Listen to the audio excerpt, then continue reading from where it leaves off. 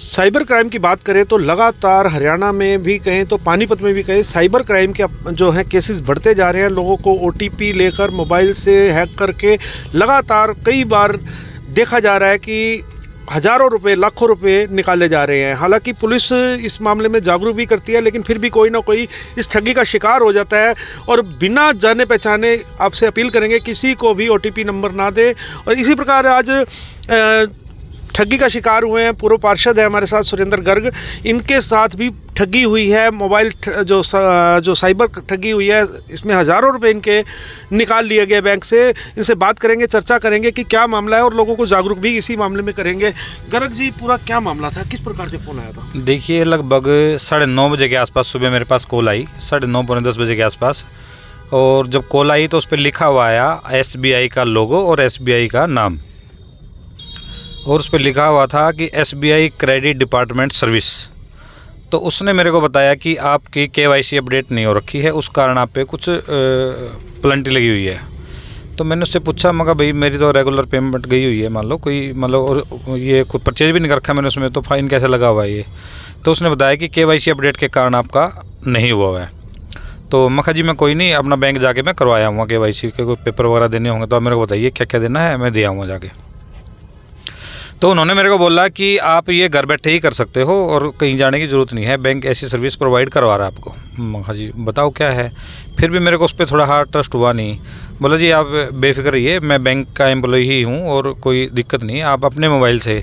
तो मैंने पूछा कोई OTP वगैरह लोगे आप? बोला जी कुछ हमें OTP वगैरह की ज़रूरत नहीं है, ना हमें आपके अकाउंट वगैरह की जानकारी लेनी है कुछ भी। तो बिना OTP लिए ही क्राइम करके? बिना OTP लिए, बिना कुछ लिए उसने ऐसा मतलब चतुराई दिखाई कि मेरे अकाउंट से पैसे वो डिडक्ट हो गए, कट गए। फ़ोन पे बात करते? सिर्फ फ़ोन पे बात करके, जैसे बात कर रहे थे, उसने बोला कि इस ऑप्शन में चले जाना, इसमें KYC लिखा होगा।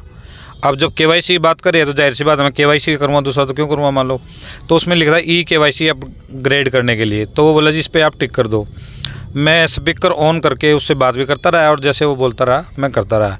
जैसे मैंने KYC अपडेट का वो करवाया, क्लिक किया, उस पर टच किया, तो उसके बाद एक ऑप्शन और आया कि इस पे और KYC दोबारा फिर लिखा होता है KYC अगेन।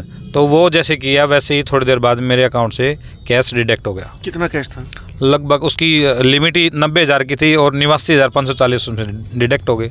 तो 89,540 रुपये सिर्फ KYC को अपडेट करते करते डिडक्ट हो गए, निकाल लिए गए, ठगी हो गई। और लेकिन यहाँ आपको एक बार बताएंगे कि पहले OTP के थ्रू जो निकाला जाता था, साइबर क्राइम होता था, जब बैंक से पैसे निकाले जाते थे OTP के माध्यम से निकाले जाते थे। अब फिलहाल जो बात करें, आज जैसे गर्ग साहब ने बताया कि सिर्फ KYC अपडेट करते करते पैसे निकाल लिए गए। उसके बाद कोई बात हुई उनसे? उसके बाद उससे बात तो उससे वैसे हुई मेरी मतलब 1-1.5-2 मिनट तक, और उसके बाद भी बात हुई है। तो मैंने कहा अभी तुम ऐसा काम क्यों करते हो? कह रहे जी हमें पैसे की ज़रूरत होती है और हमारा काम यही है, हम हैकर हैं मान लो।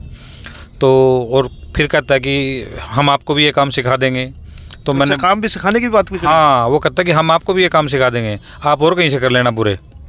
तो और भी चर्चा हुई कि कितने पैसे निकालने हैं, तो उसने उन्हें क्या कहा? कितने? तो मैंने कहा कि भाई इन पैसे तुम्हारा पेट हो जाएगा, जो तुम आरामखोरी कर रहे हो, इससे क्या तुम्हारा पेट भर जाएगा?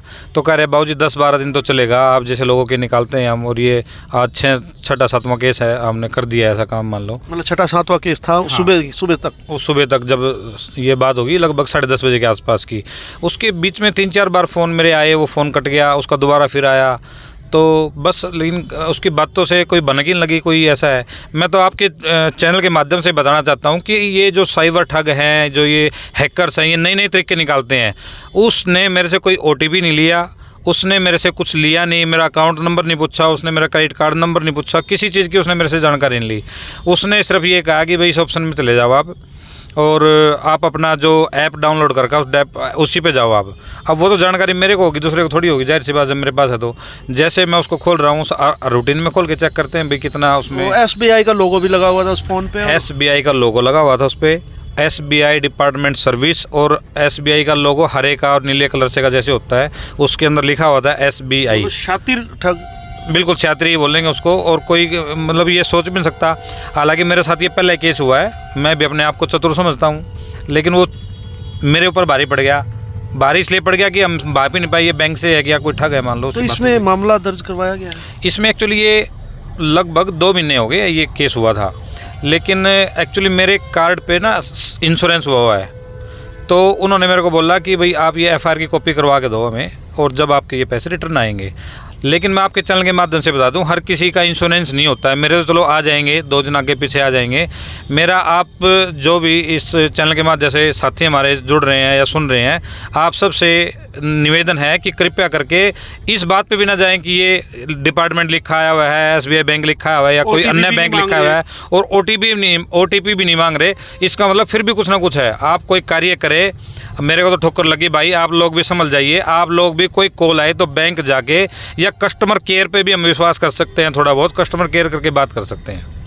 तो सुरेंद्र गर्ग जो है पूर्व पार्षद हैं, इनका कहना है कि कोई भी इस प्रकार से ठगी का शिकार ना हो, क्योंकि वे भी हो चुके हैं और वो उनके तो पैसे शायद आ भी सकते हैं, क्योंकि उनके कार्ड के ऊपर इंश्योरेंस हुआ है कि वो कोई अगर फ्रॉड हुआ है तो उनके पैसे आ सकते हैं। लेकिन हर एक के ऐसे पैसे नहीं आते और मामले भी दर्ज करवाना पड़ता है और उसके बाद एक लंबी प्रक्रिया के बाद मामला दर्ज होता है और लंबी प्रक्रिया के बाद ही जो है पैसे आने की संभावना होती है। फिलहाल हम पानीपत ब्रेकिंग न्यूज़ की ओर से आपसे अपील करेंगे, जिस प्रकार से पानीपत के एसपी शशांक कुमार सावंत ने भी कई बार लोगों से अपील की है, लोगों को जागरूक भी किया है, जागरूक अभियान भी चलाए हैं पानीपत में कि इस प्रकार का साइबर ठगी का कोई शिकार ना हो। तो जुड़े रहिए पानीपत ब्रेकिंग न्यूज़ के साथ। मैं बॉबी दुआ मनोहर के साथ।